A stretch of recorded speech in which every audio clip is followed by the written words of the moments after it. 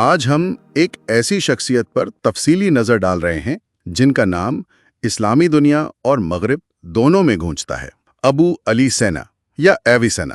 جی، اور خاص طور پر ان کی ابتدائی زندگی، وہ بنیاد جس پر ان کی عظیم علمی عمارت کھڑی ہوئی۔ تو آئیے ابن سینا کے ابتدائی سالوں کا یہ سفر شروع کرتے ہیں۔ مقصد صرف یہ نہیں کہ کیا ہوا، بلکہ یہ سمجھنا ہے کہ کیسے ان کے حالات اور تجربات نے انہیں وہ بنایا جو وہ تھے۔ اور ان کی شخصیت کمال کی تھی، مطلب صرف ایک شعبے کے ماہر نہیں تھے۔ بالکل نہیں، طب، فلسفہ، ریاضی، میوزک، لگتا تھا علم کا ہر دروازہ ان پر کھلا ہے۔ اور یہ سب صرف 58 سال کی عمر میں؟ یہ بات ہی اپنے آپ میں کافی حیران کن ہے۔ دراصل ان کا پورا نام ابو علی الحسین ابن عبداللہ ابن سینا تھا۔ 980 عیسوی میں پیدا ہوئے، بخارا کے قریب خرمیسن نامی گاؤں میں۔ اچھا۔ ان کے والد عبداللہ بلخ سے تھے، پھر بخارا آ گئے اور وہاں گورنر بنے۔ وہیں ان کی والدہ 17 سے شادی ہوئی۔ پھر خاندان بخارا شہر آ گیا ہوگا۔ سنا ہے گھر کا ماحول روایتی طور پر بہت سخت مذہبی نہیں تھا۔ یہ بات دلچسپ ہے۔ ابن سینا نے خود لکھا ہے کہ ان کے والد اور بھائی نے فاطمی یعنی اسماعیلی دعوت قبول کر لی تھی۔ تو اس کا اثر پڑا ہوگا۔ یقیناً اس دور میں ایران کے مشرقی علاقوں میں یہ فکر عام تھی۔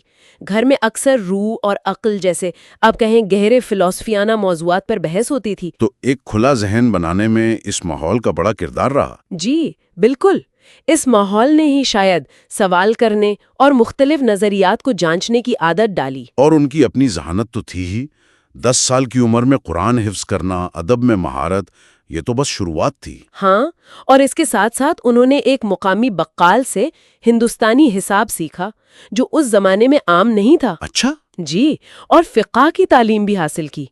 ان کے والد نے یہ بھانپ لیا تھا کہ بیٹے میں کچھ خاص ہے، تو مشہور فلاسفر ابو عبداللہ الناطلی کو گھر پر ہی ان کی تعلیم کے لیے رکھ لیا۔ لیکن استاد جلدی سمجھ گئے کہ شاگرد غیر معمولی ہے۔ وہ منطق کی کتاب ایسا گوجی پڑھا رہے تھے تو ابن سینا خود اس میں نکات نکالنے لگے۔ جی ایسا ہی ہوا۔ الناطلی نے محسوس کیا کہ یہ لڑکا ان سے بھی آگے کی سوچ رکھتا ہے۔ جلد ہی ابن سینا نے اقلیدس اور بطلیموس کے المجسٹی کا مطالعہ شروع کر دیا۔ خود سے؟ الناطلی کے جانے کے بعد انہوں نے طبیعت اور طب کا گہرائی سے مطالعہ خود ہی شروع کیا، اور 16 سال کی عمر تک تو وہ ان میں ماہر ہو چکے تھے۔ 16 سال کی عمر میں طب میں مہارت؟ کمال ہے۔ جی، لیکن ایک جگہ وہ اٹکے، ارسطو کی مابعد الطبیعت۔ ہاں، یہ قصہ سنا ہے۔ کہتے ہیں 40 بار پڑھی مگر سمجھ نہیں آئی۔ بالکل، وجود کی حقیقت جیسے بنیادی سوالات بہت پیچیدہ۔ وہ مایوس ہو رہے تھے کہ ایک دن اتفاقاً بازار میں انہیں ابو نصر فارابی کی ایک چھوٹی سی شرح مل گئی۔ الفارابی کی، جو خود ارسطو کے بڑے شاعر مانے جاتے ہیں۔ جی، اور بس وہ شرح پڑھتے ہی ساری گتھیاں سلجھ گئیں۔ ارسطو کی فکر واضح ہو گئی۔ وہ اتنے خوش ہوئے کہ شکرانے میں غریبوں میں خیرات تقسیم کی۔ یہ واقعہ ان کی لگن بھی دکھاتا ہے، اور یہ بھی کہ علم کیسے نسل در نسل منتقل ہوتا ہے۔ صحیح کہا۔ تو 17.5 سال کی عمر تک بخارا میں ان کی شناخت ایک قابل طبیب اور فلسفی کے طور پر بن چکی تھی۔ اور پھر 18 سال کی عمر میں شاہی دربار تک پہنچ گئے۔ جی، سامانی امیر نوح ابن منصور بیمار ہوئے اور درباری طبیب ناکام رہے، تو نوجوان ابن سینا کو بلایا گیا۔ اور انہوں نے علاج کر دیا؟ ہاں، ان کے علاج سے امیر ٹھیک ہو گئے۔ انعام میں انہوں نے کوئی عہدہ یا دولت نہیں مانگی، بلکہ شاہی کتب خانے تک رسائی مانگی۔ واہ، علم کا شوقین! وہاں تو نایاب کتابیں ہوں گی۔ بالکل، یہ ان کے لیے سب سے بڑا خزانہ تھا۔ انہوں نے وہاں بہت پڑھا۔ لیکن پھر حالات بدلے۔ والد کا انتقال ہو گیا۔ جی، والد کی وفات، اور پھر بخارا میں سیاسی عدم استحکام۔ تقریباً 22 سال کی عمر میں انہیں وطن چھوڑنا پڑا۔ کہاں گئے پھر؟ شمال میں خوارزم کے دارالحکومت گرگانج۔ وہاں کا حکمران علم پرور تھا، اور دربار میں البیرونی اور ابو سہل مسیحی جیسے بڑے عالم موجود تھے۔ اچھا، تو وہاں علمی ماحول ملا انہیں؟ جی کچھ عرصہ، لیکن پھر سلطان محمود غزنوی نے ان سب علماء کو اپنے دربار غزنہ بلانے کا حکم دیا۔ ابن سینا نے کیا کیا؟ انہوں نے اور ابو سہل مسیحی نے غزنہ جانے سے انکار کر دیا اور خفیہ طور پر گرگان جرجان کی طرف نکل پڑے۔ یہ سفر تو خطرناک رہا ہوگا۔ بہت زیادہ۔ صحرا میں بھٹک گئے، پانی ختم ہو گیا، ابو سہل مسیحی تو پیاس سے راستے میں ہی انتقال کر گئے، لیکن ابن سینا کسی نہ کسی طرح گرگان پہنچ گئے۔ گرگان میں کیا صورتحال تھی؟ گرگان جیسا مرکز تو نہیں تھا وہ؟ نہیں، ویسا تو نہیں تھا، لیکن وہاں ایک علم دوست رئیس تھے، ابو محمد شیرازی، انہوں نے ان کی سرپرستی کی۔ ابن سینا نے وہاں تقریباً 2 سال گزارے، پڑھایا، علاج کیا اور اپنی اہم کتابوں پر کام شروع کیا۔ اور وہیں ان کے مشہور شاگرد جوزے جانی ان سے ملے؟ جی بالکل، ابو عبید جوزے جانی، جنہوں نے ان کی زندگی کے حالات بھی لکھے۔ گرگان کے بعد پھر وہ رے اور ہمدان گئے، وہاں مجد الدولہ کا علاج کیا اور پھر وہ ہمدان پہنچے۔ وہاں بھی تو انہوں نے حکمران شمس الدولہ کو ایک مشکل مرض سے نجات دلائی تھی۔ جی، شمس الدولہ کا، اور وہ علاج بڑا کامیاب رہا تھا۔ اسی کامیابی نے اصل میں ان کے لیے دربار میں ایک خاص جگہ بنا دی۔ وہ صرف شاہی طبیب نہیں رہے۔ ہاں بالکل، 9 سال تک وہ ہمدان میں رہے اور حکمران کے بڑے معتبر مشیر بھی بن گئے۔ صحیح، یہ ان کی صرف طبی مہارت نہیں تھی، بلکہ ان کی انتظامی اور سیاسی سمجھ بوجھ کا بھی ثبوت تھا کہ حکمران ان پر اتنا بھروسہ کرنے لگا تھا۔ اور پھر تو انہیں وزارت بھی ملی، القابات بھی بڑے شاندار تھے، شیخ الرئیس، الدستور، الوزیر۔ جی، لیکن یہ عہدہ، یہ مقام آسان نہیں تھا۔ فوجیوں نے جب تنخواہیں نہیں ملیں تو بغاوت کر دی، ان کا گھر لوٹ لیا، یہاں تک کہ ان کی موت کا مطالبہ کر دیا۔ بالکل، یہ ظاہر کرتا ہے کہ اس زمانے میں اقتدار کتنا ناپائیدار تھا۔ ابن سینا جیسی شخصیت کے لیے بھی حکمران نے دباؤ میں آ کر انہیں ہٹا تو دیا، موزول کر دیا، لیکن جیسے ہی خود بیمار پڑا، فوراً ابن سینا یاد آئے، انہیں واپس بلایا اور بحال کر دیا۔ یہ ایک عجیب سی بات ہے نا، ایک طرف ضرورت، دوسری طرف خطرہ۔ اور مشکلات وہیں ختم نہیں ہوئیں۔ بعد میں ان پر ایک الزام لگا کہ انہوں نے اللہ دولہ کو کوئی خفیہ خط لکھا ہے اور انہیں قید کر دیا گیا۔ جی، فردرجان قلعے میں تقریباً 4 مہینے وہ قید میں رہے۔ یہ قید تب ختم ہوئی جب اللہ دولہ نے ہمدان فتح کیا۔ یہ قید و بند کی سختیاں بھی ان کی زندگی کا حصہ ہیں۔ سوچنے کی بات ہے کہ علم و حکمت کے باوجود وہ سیاست کی ان چالوں سے کیسے بچ پاتے۔ اچھا، پھر رہائی کے بعد وہ آسفان چلے گئے، وہاں اللہ دولہ نے سنا ہے بڑا پرتپاک استقبال کیا۔ جی، بہت احترام سے، اور ان کے لیے تو باقاعدہ ہفتہ وار علمی نشستیں ہوتی تھیں۔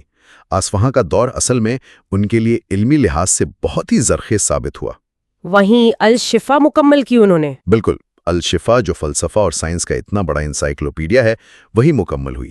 اور صرف وہی نہیں، اخلاقیات پر، فلکیات پر رسالے لکھے، بطلیمیوس کی المجستی میں نئے مشاہدات شامل کیے، اقلیدس کی جیومیٹری پر کام کیا، ریاضی کے نئے مسائل، موسیقی، حیوانیات، نباتات، دینیات پر بھی کام کیا، جیسے کتاب النجات اور فارسی میں دانش نامہ علائی۔ جی ہاں، یہ حیرت کی بات ہے کہ اتنے غیر یقینی حالات میں وہ اتنی یکسوئی سے کیسے کام کر پائے۔ انہوں نے کیلنڈر کی اصلاح اور وہ ایک رصد گاہ بنانے کا منصوبہ بھی بنایا تھا ابو عبید کے ساتھ مل کر۔ یہ کتنا اہم ہوتا علم فلکیات کے لیے۔ بالکل، لیکن افسوس کہ وہ بن نہیں سکیں۔ شاید سیاسی عدم استحکام، وسائل کی کمی، یہ ان ادھورے منصوبوں میں سے ہے جو سوچنے پر مجبور کرتے ہیں کہ اگر حالات مختلف ہوتے تو کیا ہوتا۔ اور وہ اکثر اللہ الدولہ کے ساتھ سفر اور فوجی مہمات پر بھی تو جاتے تھے۔ جی، جاتے تھے، جس سے یقیناً علمی کام میں خلل پڑتا ہوگا۔ ایک بار تو سفر میں ان کی کتابیں اور سامان بھی چوری ہو گیا تھا۔ ان مسلسل سفروں، علمی کام کے بوجھ، سیاسی ذمہ داریوں، ان سب نے آخرکار ان کی صحت پر اثر ڈالا۔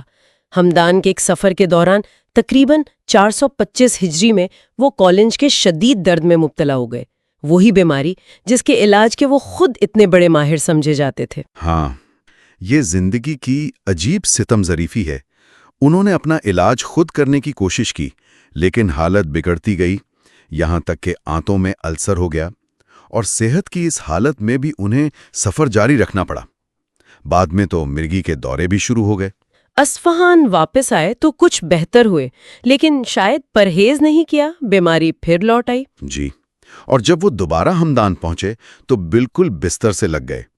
تبھی انہوں نے وہ مشہور جملہ کہا تھا کہ جو دانا طبیب میرے جسم کو قابو میں رکھتا تھا وہ اب بے بس ہو گیا ہے۔ انہیں اندازہ ہو گیا تھا کہ اب صحت یابی ممکن نہیں۔ اچھا، موت کو قریب دیکھ کر بھی انہوں نے بڑا وقار دکھایا۔ ذرائع بتاتے ہیں کہ انہوں نے غسل کیا، توبہ کی، اپنے غلاموں کو آزاد کیا، سارا مال خیرات کر دیا اور آخری ایام بس قرآن کی تلاوت اور عبادت میں گزارے۔ تقریباً 58 سال کی عمر میں 428 ہجری میں ان کا انتقال ہوا اور ہمدان ہی میں دفن ہوئے۔ آج بھی وہاں ان کا مقبرہ ہے اور ایک لائبریری بھی۔ جی، ایک شاندار مقبرہ ہے۔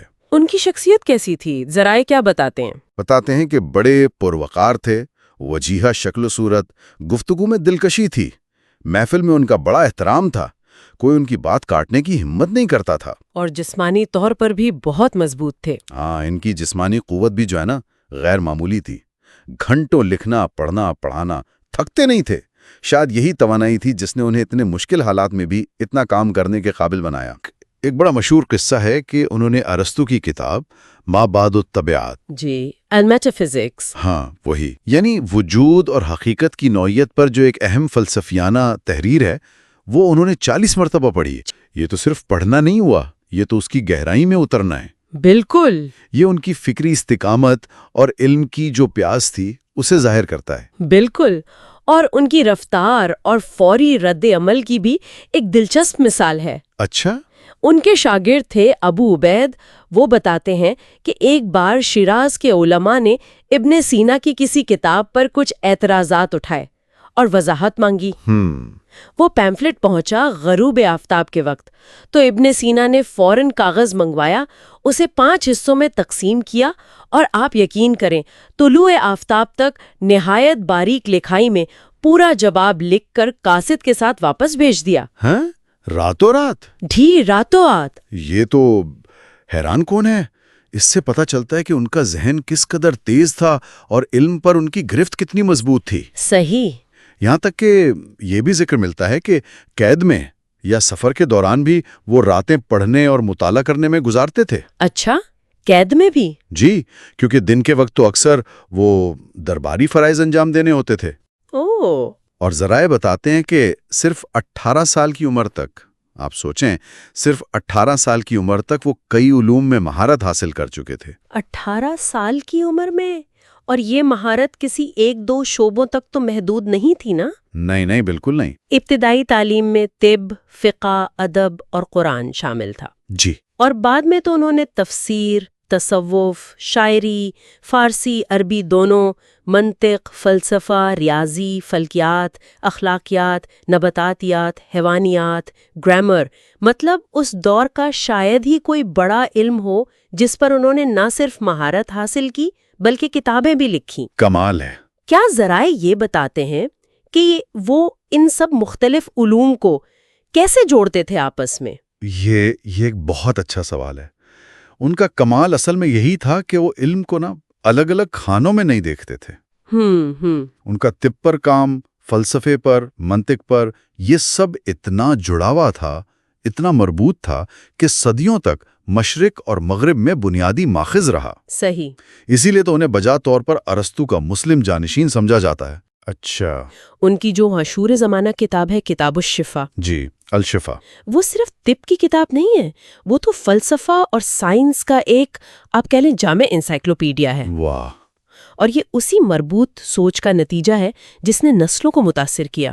ذرائع میں ان کے عقیدے کا بھی ذکر ہے اور اس کی وجہ سے جو مشکلات آئیں۔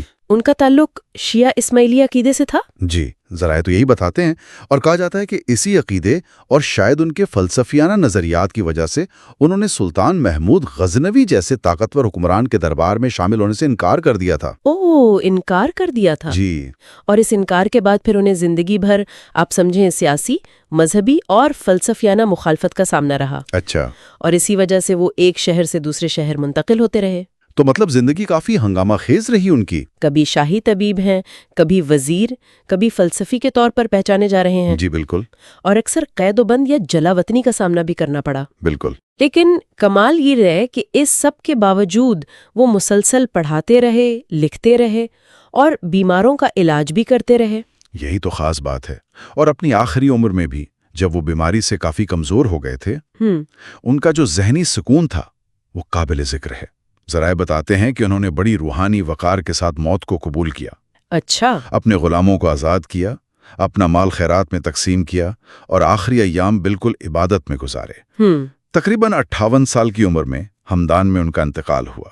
ابن سینا بلا شبہ ایک غیر معمولی ذہانت کے مالک اور ہماگیر عالم تھے جن کا اثر آج بھی مختلف ثقافتوں اور علمی شعبوں میں محسوس کیا جا سکتا ہے۔ جی ہاں، اور ہمدان میں جو ان کا مقبرہ ہے وہ آج بھی اسلامی علم کے سنہری دور، فکری آزادی اور تحقیق کے اس لازوال جذبے کی علامت سمجھا جاتا ہے۔ صحیح۔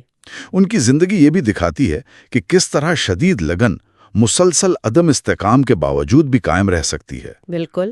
اور یہ ایک اہم سوال ذہن میں لاتا ہے، کیا عظیم فکری کامیابیاں صرف استحکام کے ماحول میں ہی پنپتی ہیں یا وہ شدید مشکلات اور عدم استحکام کے باوجود بھی جنم لے سکتی ہیں؟